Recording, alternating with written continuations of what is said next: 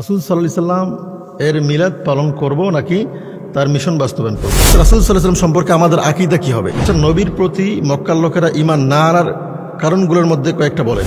যে ঈদে মিলাদুন নবী উপলক্ষে জশ্নে জুলুস করা যাবে কিনা। এক ভাই প্রশ্ন করেছেন, রাসূল সাল্লাল্লাহু আলাইহি সাল্লাম এর মিলাদ পালন করব নাকি তার মিশন বাস্তবায়ন করব? প্রত্যেক নবী এবং প্রত্যেক রাসূল পৃথিবীতে জন্মগ্রহণ করেছেন, শুধু আদম আলাইহিস সালাম ব্যতীত। এবং প্রত্যেক নবীর জন্ম হয়েছে, এটি বাস্তব, এটি সত্য। হযরত মুহাম্মদ সাল্লাল্লাহু আলাইহি সাল্লামের, আমাদের নবী, যার জন্মের যে তারিখটা, এই তারিখটা রাসূল সাল্লাল্লাহু আলাইহি সাল্লাম কোনো হাদিসের মধ্যে বলে নাই এবং কোনো সাহাবা আজমাইনরা বলে নাই। এমন কোনো হাদিস নেই যে হাদিসের মধ্যে পরিষ্কার বলা হয়েছে যে রাসূল সাল্লাল্লাহু আলাইহি সাল্লাম এত তারিখেই জন্মগ্রহণ করছে। এটি নিয়ে ইখতিলাফ আছে আমাদের সমাজে। আমাদের তারিখের যে কিতাবগুলো আছে, এই তারিখের কিতাবগুলোতে কোনো কোনো বর্ণনায় আসছে 9 তারিখে তিনি জন্মগ্রহণ করছেন, কোনো বর্ণনায় এসেছে তিনি 8 তারিখে জন্মগ্রহণ করেছেন। তো যাই হোক, তিনি জন্ম তো গ্রহণ করছেন। এখন মূল বিষয়টা হলো তিনি আমাদের জন্য কি নিয়ে এসেছেন, তার মিশনটা কি ছিল। পৃথিবীতে তিনি আসছিলেন, তার সমস্ত জীবনীটা আমাদেরকে বাস্তবায়ন করতে হবে। তার কোরআনুল কারীম তিনি নিয়ে আসছেন আমাদের জন্য, কোরআনুল কারীমকে সমাজে বাস্তবায়ন করতে হবে। এটি হচ্ছে আমাদের মূল লক্ষ্য। আমাদের অবশ্যই তার মিশনকে বাস্তবায়ন করতে হবে, তার মিলাদ নয়। কারণ দেখেন, তার মিলাদে আবুল আহাব পর্যন্ত খুশি হয়ে গিয়েছিলেন।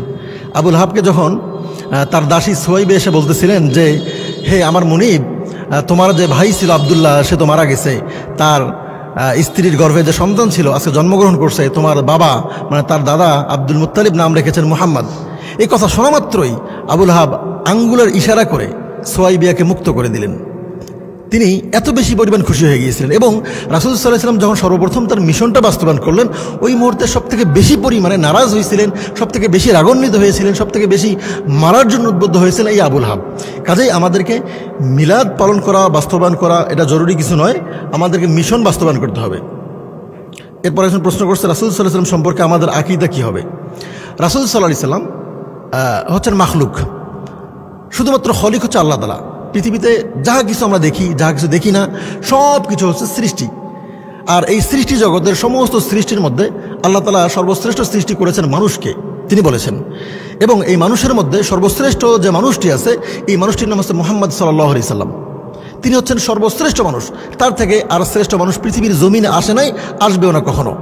এবং সর্বশ্রেষ্ঠ সৃষ্টি হচ্ছে মানুষ। তারপর মুহাম্মদ সাল্লাল্লাহু আলাইহি সাল্লামকে এর থেকে বেশি মর্যাদা দেওয়ার আর কোনো জায়গা ফাঁকা নেই। যদি এর থেকে বেশি মর্যাদা দিতে চান, তাহলে আল্লাহর আসনে বসাতে হবে, আর আল্লাহর আসনের পরে তার অবস্থানটা। এটা হচ্ছে আমাদের আকীদা, রাসূল সাল্লাল্লাহু আলাইহি সাল্লামের আকীদা। এবার প্রশ্ন করছেন, নবীর প্রতি মক্কার লোকেরা ঈমান না আনার কারণগুলোর মধ্যে কয়েকটা বলেন। রাসূল সাল্লাল্লাহু আলাইহি সাল্লাম শুধু নয়, এভাবে পবিত্র কোরআনুল কারীমের মধ্যে আসছে।